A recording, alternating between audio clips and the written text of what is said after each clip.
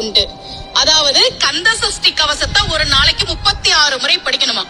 படிச்சா 7 மணி நேரம் ஆகும். நான் படிச்சிருக்கேன்.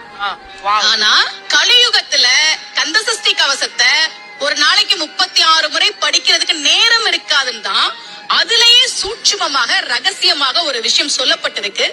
முருகனுடைய அருளால் நான் தெரிஞ்சுக்கிட்டேன். அதை நான் உங்களுக்கு சொல்றேன்.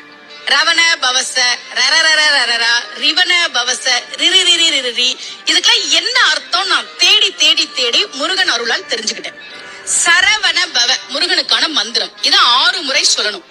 இப்ப சாவ தூக்கி பின்னாடி போட்டீங்கன்னா ரவண பவச, அத 6 முறை சொல்லணும். இப்ப ராவ தூக்கி பின்னாடி போட்டா வனப வசர, வாவ தூக்கி பின்னாடி போட்டா நபவ சரவ, இப்ப நாவ தூக்கி பின்னாடி போட்டா பவ சரவண, பாவ தூக்கி பின்னாடி போட்டா வசர வனப.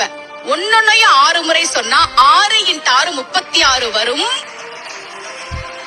இப்படி சொன்னால் 5 நிமிஷத்துல சொல்லிடலாம். கந்த சஷ்டி கவசத்தை 36 முறை சொன்ன பலன் கிடைக்கும்.